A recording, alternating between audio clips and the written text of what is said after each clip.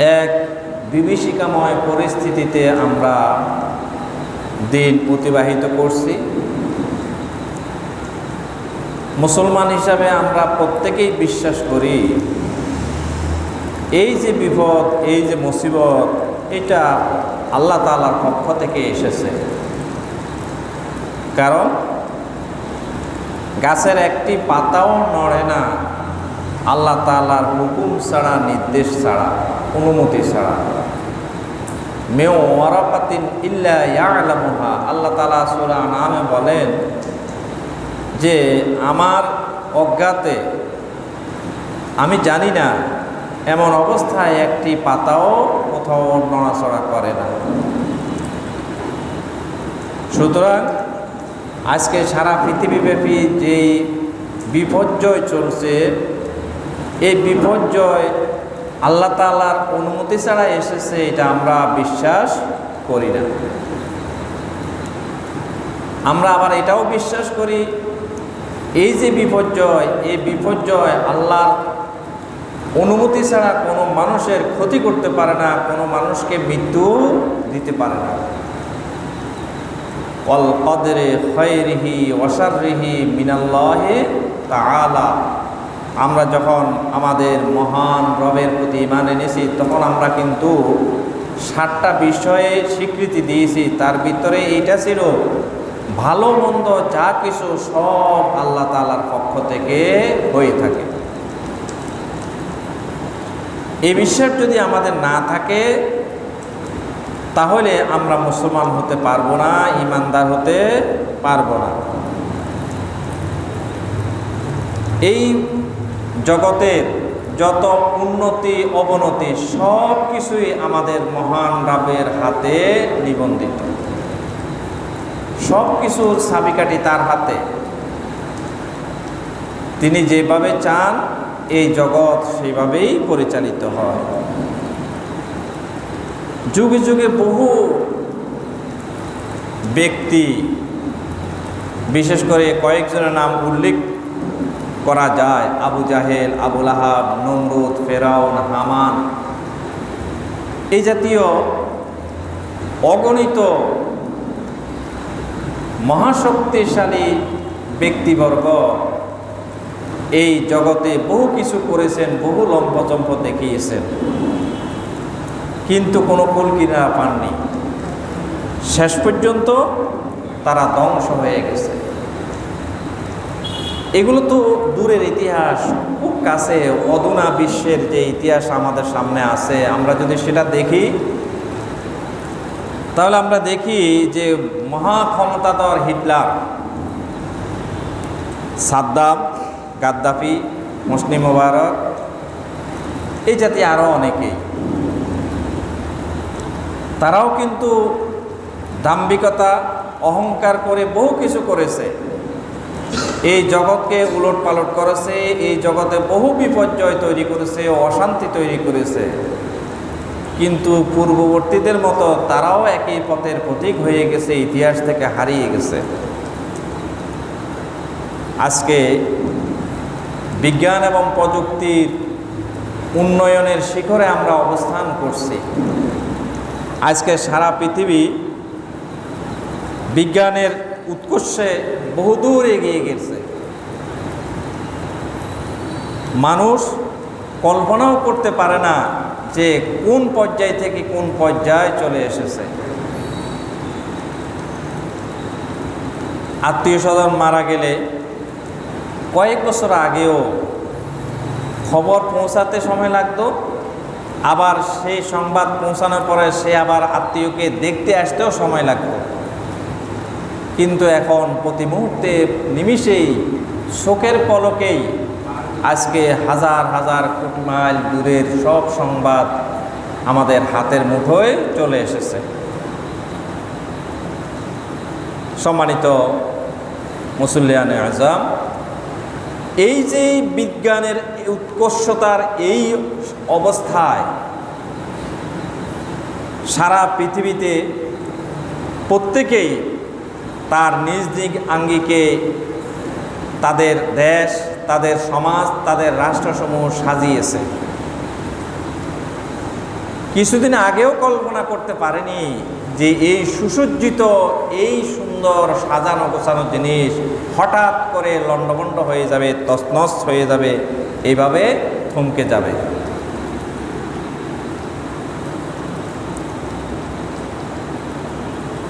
এর কারণ কি? এই যে থমকে গেল, থমকে যাওয়ার কারণটা কি? এটা নিয়ে আজকে আমরা একটু সংক্ষেপে আলোচনা করতে চাই। 2015 সালে মানুষের শান্তি ও সমৃদ্ধি নিশ্চিত করার জন্য টেকসই উন্নয়ন লক্ষ্যমাত্রা নির্ধারণ করা হয়েছে, যে আগামী 30 সালের মধ্যেই এই পৃথিবী থেকে দারিদ্র্য এবং ক্ষুধা সম্পূর্ণরূপে দূরীভূত করা হবে। আল্লাহ তাআলা নিষেধ করেছেন যে তোমরা যে কোনো কাজ ভবিষ্যতে করবে, এই কথা বলার সাথে সাথে ইনশাআল্লাহ শব্দ যোগ করবে। যদি যোগ না করো তাহলে ওই কাজটা কখনো সফলতার মুখ দেখবে না। কোরআনুল কারীমের সুন্দর একটা উদাহরণ পেশ করা হয়েছে এই কথা প্রসঙ্গে। এক ব্যক্তির সুশোভিত একটা ফলের বাগান ছিল। সে একদিন বিকেলবেলা বাগানে গিয়ে দেখে, আল্লাহ, এত ফল পেকে আছে। তো সে বলতেছে, আগামীকাল সকালে সব ফল পেড়ে বিক্রি করব, অনেক টাকার মালিক হয়ে যাব। ইনশাআল্লাহ শব্দটা যোগ করে নাই। পরদিন সকালবেলা সে বাগানে গিয়ে দেখে বাগানের পরিস্থিতি সম্পূর্ণরূপে ভিন্ন। সেখানে যে ইতিপূর্বে কোনো ফলের গাছ ছিল তারও নমুনা নাই, ফল থাক দূরের কথা। আল্লাহ রাব্বুল আলামিন নিমিষে লণ্ডভণ্ড করে দিয়েছেন। এই জন্য আল্লাহ রাব্বুল আলামিন বলেছেন, ওয়ালা তাকুলু লিমান ইয়াশা ইল্লা আন ইয়াশা আল্লাহ, তোমরা বলবা যে ইনশাআল্লাহ আমি এই কাজটা করব। এই যে আমাদের দেশে 15 সালে যে টেকসই উন্নয়নের জন্য যে এসডিজির 17টি লক্ষ্যমাত্রা নির্ধারণ করা হয়েছে, তার ভিতরে প্রধান লক্ষ্যমাত্রা ছিল ক্ষুধা এবং দারিদ্র্য দূরীকরণ। সেই লক্ষ্যমাত্রা নিয়ে যখন অগ্রসর হচ্ছিল, আল্লাহ রাব্বুল আলামিন 2020 সালে হঠাৎ করে একটা ভাইরাস ছেড়ে দিলেন। আর সেই ভাইরাসে সেই লক্ষ্যমাত্রা আজকে অলীক কল্পনা হিসাবে প্রমাণিত হয়েছে, যেটা শুধু স্বপ্নই স্বপ্ন। এর কারণ, ওই যে কারণ আমি যেটা বললাম, এর কারণ হচ্ছে যারা এই লক্ষ্যমাত্রা নির্ধারণ করেছে তারা তাদের মহান রবের প্রতি কৃতজ্ঞতা প্রকাশ করে নাই, ইনশাআল্লাহ শব্দটা বলে নাই। তারা দাম্ভিকতা, অহংকার বশে তারা এই কথা বলেছে যে আমরা 2030 সালের মধ্যেই এই দেশ থেকে ক্ষুধা এবং দারিদ্রতা নির্মূল করে ফেলব।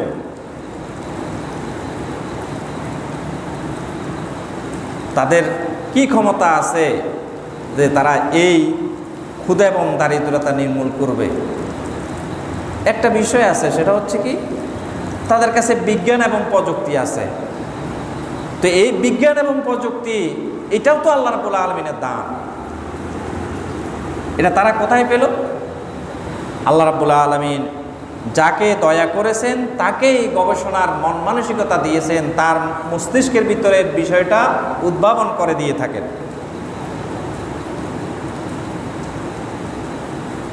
তাহলে প্রথম নম্বর আমরা যেটা পেলাম সেটা হচ্ছে,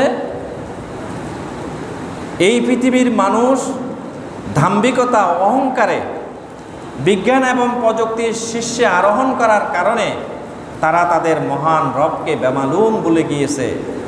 এখানে যে মহান রবের হাত আছে, কর্তৃত্ব আছে, এ কথা তারা সম্পূর্ণরূপে ভুলে গিয়ে অস্বীকৃতি জানিয়েছে।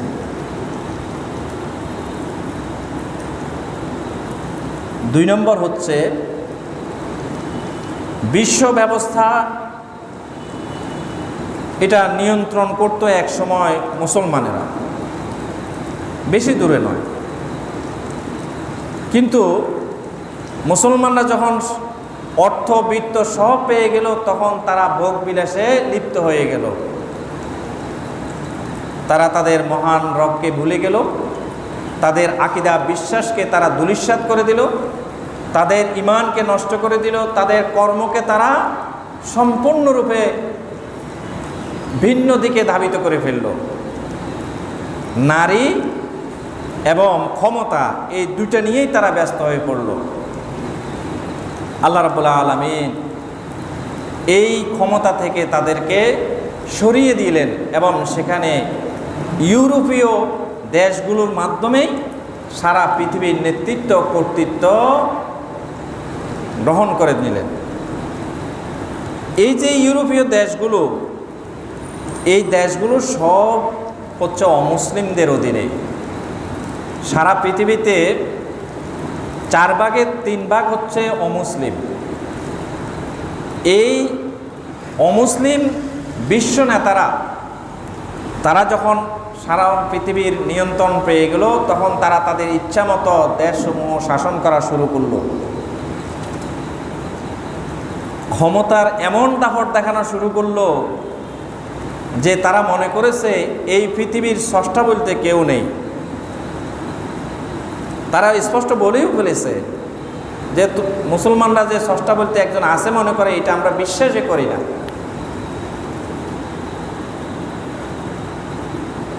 যাদেরকে আল্লাহ রাব্বুল আলামিন অর্থ দান করেন, ক্ষমতা দান করেন, শস্যবীর্য দান করেন, তখনই তারা আল্লাহ রাব্বুল আলামিনের সাথে নাফরমানি শুরু করে। তারা তখন ধরাকে সরা জ্ঞান করে। ঠিক এই যে অমুসলিম বিশ্ব নেতারা, তারাও ক্ষমতা পেয়ে সারা পৃথিবীতে এমন এক অরাজক পরিস্থিতি তৈরি করেছে, সারা পৃথিবীতে হরতাল, লুণ্ঠন এই কাজগুলো চালিয়েছে। আপনারা দেখেন কি সাজানো গোছানো একটা দেশ ইরাক, কি সাজানো গোছানো একটা দেশ আফগান, পৃথিবীর সবচেয়ে সুশৃঙ্খল সৈন্যবাহিনী ছিল সিরিয়া। আজকে সেই সিরিয়াকেও তারা লণ্ডভণ্ড করে দিয়েছে। এক কথায় সমগ্র পৃথিবীকে তারা আজকে এক জাহান্নাম বা আগুনের গর্তে তৈরি পরিণত করেছে। তাদের দেখা দেখি অনেক মুসলমানও বিভ্রান্ত হয়ে তারাও বলা শুরু করে দিয়েছে যে এই পৃথিবীর সব কিছু উলটপালট করার ক্ষমতা রাখে এই সকল অমুসলিম ব্যক্তিরা, এখানে আল্লাহ তাআলার কোনো হাত নাই।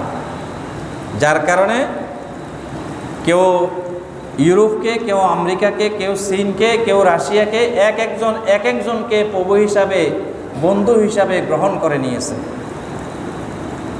অথচ বন্ধু হিসাবে গ্রহণ করার কথা ছিল আল্লাহ রাব্বুল আলামিনকে। তারা আল্লাহকে বাদ দিয়ে আল্লাহর দুশমনদেরকে তারা বন্ধু হিসাবে গ্রহণ করেছে।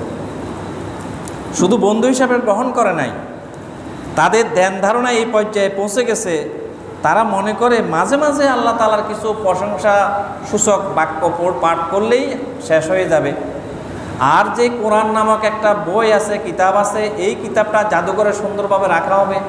মাঝে মাঝে আমরা গিয়ে দেখবো, হ্যাঁ 1400-1500 বছর আগে এরকম একটা কিতাব আসমান থেকে এসেছে, এটাই সেটা।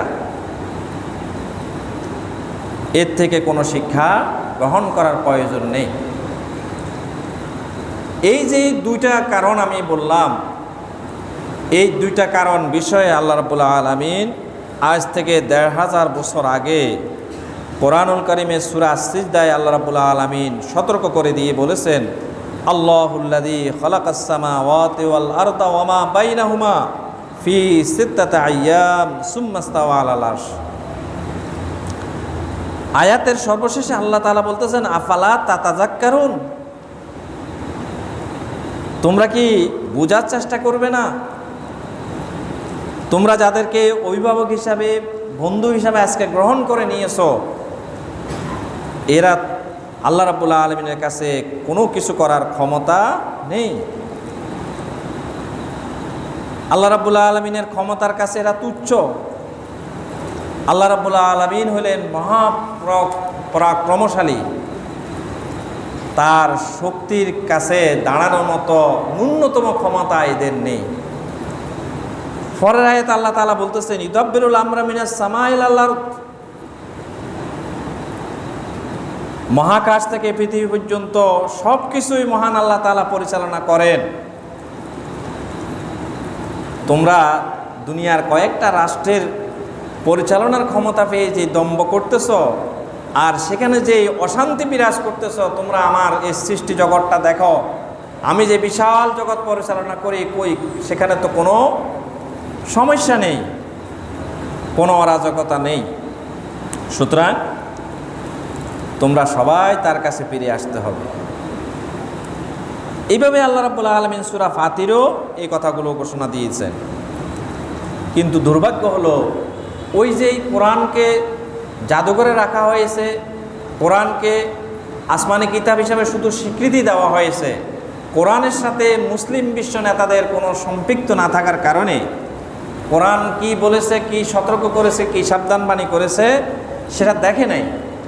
না দেখার কারণে আল্লাহ রাব্বুল আলামিন বলতেছেন যে হ্যাঁ, আমি সবাইকে একটু সময় দিয়ে থাকি, সেই সময়টা আসা পর্যন্ত আমি অপেক্ষায় থাকি, যখন সময় আসে তখন আমি ধরে ফেলি। সেই সময়টা এখন এসে গেছে।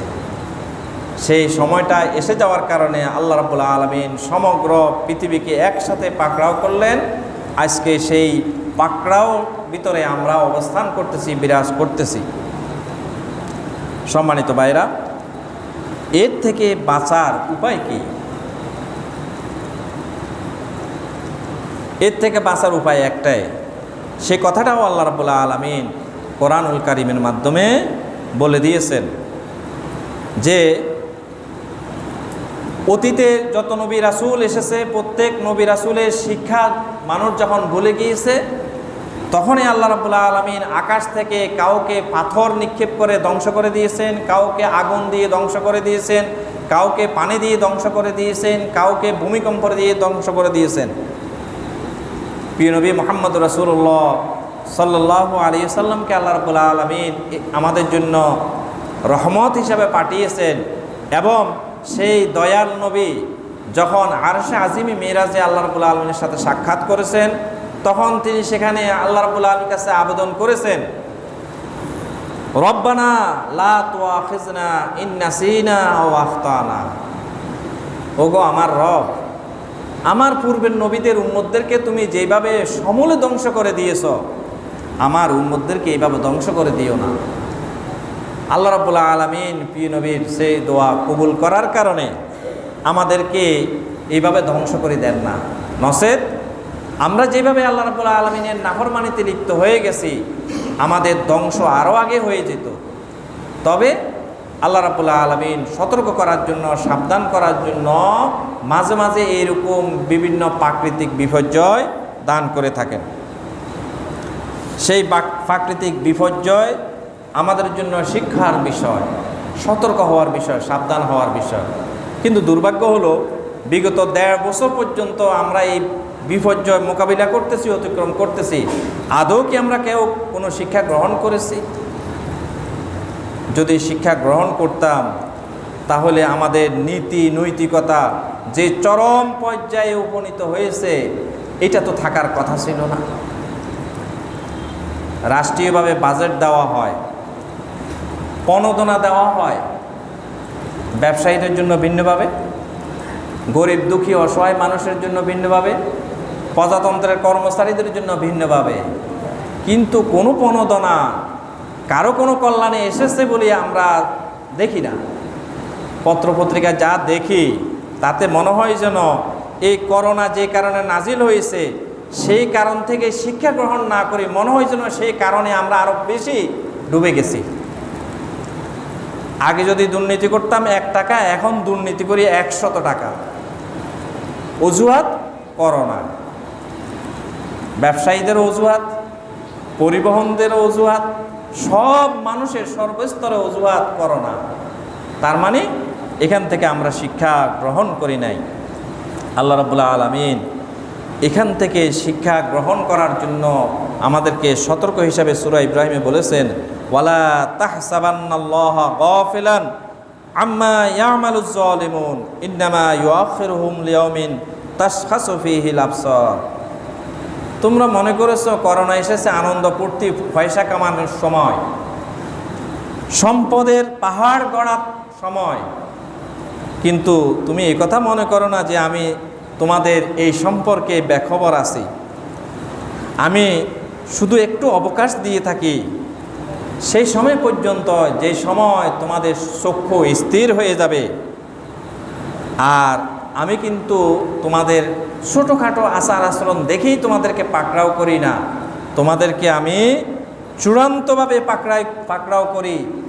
যখন পাকড়াও করব তখন আমার পাকড়াও থেকে বাঁচানোর কোনো ক্ষমতা কারণেই কেউ বাঁচতেও পারবে না।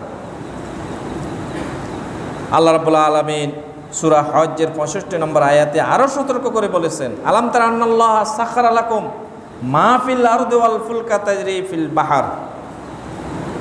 আল্লাহ তাআলা বলতেছেন যে আমি অবশ্যই তোমাদের প্রতি স্নেহশীল দয়াশীল, এই কারণে আমি তোমাদেরকে দেখি তোমরা সংশোধিত হও কিনা, তোমরা সুপথে ফিরে আসো কিনা। যদি ফিরে না আসি তাহলে আল্লাহ তাআলা বলছেন ওয়ালা নুযীকান্নাহুম মিনাল আযাব, এই ছোটোখাটো মুসিবত দেখে যদি তোমরা সতর্ক না হও তাহলে আমি কিন্তু বড় বড় মুসিবত তোমাদেরকে দিয়ে থাকব। বিশ্ব স্বাস্থ্য সংস্থার মতে, কিছুদিন আগে বিশ্ব স্বাস্থ্য সংস্থার প্রধান বলেছেন যে আমরা যাতে এই কথা মনে না করি যে এই করোনাই একমাত্র মহামারী এবং সর্বশেষ মহামারী, বরং এই করোনার মাধ্যমে আরও বড় বড় মহামারীর পূর্ব বার্তা আমরা পাচ্ছি। তিনি আরেকটা তথ্য দিয়েছেন, সেটা আরও অত্যন্ত ভয়ঙ্কর বিষয়। সেটা হচ্ছে যে পৃথিবীর যে কী বলা হয়, জীববৈচিত্র্য যেভাবে ধ্বংস হচ্ছে নানা কারণে, যেমন পারমাণবিক বোমা বিস্ফোরণ, এরপরে রাসায়নিক তেজস্ক্রিয়তা, বিভিন্ন কারণে যেই জীববৈচিত্র্য নষ্ট হচ্ছে, এতে তুষার স্তর যদি উন্মুক্ত হয়ে যায়, অর্থাৎ বরফ যদি গলে যায়, তাহলে বরফের নিচে 8,50,000 ভাইরাস লুকায়িত আছে, এই সব ভাইরাস বেরিয়ে পড়বে। তাহলে চিন্তা করে দেখেন, একটা ভাইরাসে আমরা আজকে পুরা পৃথিবী লণ্ডভণ্ড, আর যদি সেই চাপা পড়া 8,50,000 ভাইরাস যদি বেরিয়ে আসে তাহলে সারা পৃথিবীর অবস্থাটা কি হবে? ওজোন স্তরের কারণে বলতেছে যে বরফ স্তর গলে যাচ্ছে, ক্রমান্বয়ে সব বরফ গলে পানি হয়ে যাচ্ছে। এই বিশ্ব স্বাস্থ্য সংস্থার প্রধানের এই বার্তা অনুসারে করোনার টিকা গ্রহণ করে, প্রতিষেধক গ্রহণ করে আত্মতৃপ্তির কোনো সুযোগ নেই, বরং আমরা যদি এখনও আমরা আমাদের মহান রবের দিকে ফিরে না আসি তাহলে আমাদের জন্য একটা ভয়ঙ্কর অশনি সংকেত, ভয়ঙ্কর একটা বিপদ অপেক্ষা করছে। এই জন্য আসুন আমরা প্রত্যেকেই, এক নম্বর হচ্ছে আমাদের অতীতকে আমরা ইস্তেগফারের মাধ্যমে, তওবার মাধ্যমে ভবিষ্যৎ কর্মটাকে আমরা সংশোধিত করে নেই। অতীতে অনেক ভুল হয়েছে, অনেক ত্রুটি হয়েছে, দয়াময় মেহেরবান আল্লাহ তাআলার কাছে আবেদন করি যে আমরা এই ভুলগুলো আর করব না। 2 নম্বর হচ্ছে আল্লাহ তাআলার কাছে সাহায্য চাই, ওয়াজআল লানা মিন লাদুনকা ওয়ালিয়্যা ওয়াজআল লানা মিন লাদুনকা নাসীরা। ওগো দয়াময়, এই মুসিবত থেকে উদ্ধারের জন্য আমাদের জন্য অভিভাবক পাঠাও এবং আমাদেরকে সাহায্যকারী পাঠাও। এই দোয়াটা বেশি বেশি আমরা পড়ব, আর স্বাস্থ্য সচেতনতার প্রতি নজর রাখব। এরপরে বেশি বেশি আল্লাহ তাআলার ইবাদত বন্দেগী করার জন্য চেষ্টা করব। এই কাজগুলো যদি করতে পারি তাহলে আশা করা যায় যে ভয়াবহ বিপর্যয় চলমান আছে, এর থেকে আমরা নিস্তার লাভ করতে পারব। নচেত আমাদের সামনে আপনারা দেখেন গত 1.5 বছরে বহু আত্মীয় স্বজন চলে গেল, 60-70 তো বেশি মুরব্বী এখন আর নাই। পর্যায়ক্রমে সরকার যেরকম টিকার ক্ষেত্রে বয়স কমাইতে কমাইতে আসছে, আল্লাহ তাআলাও হয়তো এরকম বয়স কমাইতে কমাইতে এক পর্যায়ে চলে আসবে যে আর এই পৃথিবীতে যুবক শ্রেণী বলতে কেউ থাকবে না।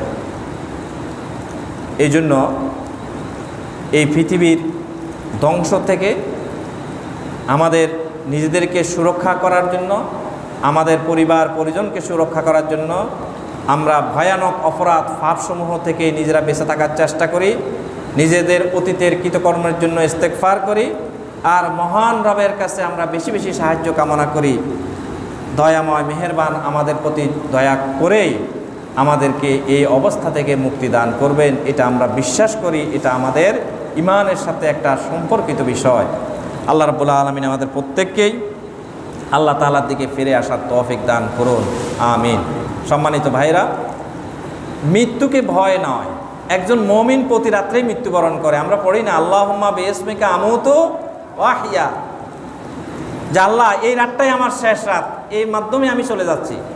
আবার সকালবেলা যখন জীবিত হই তখন বলি আলহামদুলিল্লাহিল্লাযী আহইয়ানা বা'দা মা আমাতানা ওয়া ইলাইহিন নুশুর, যে আল্লাহ মরে গেছিলাম, দয়া করে আবার আমাকে জীবিত করেছো, এই জন্য তোমার প্রশংসা করি, কৃতজ্ঞতা প্রকাশ করি। প্রতি রাত্রেই তো আমরা মারা যাই।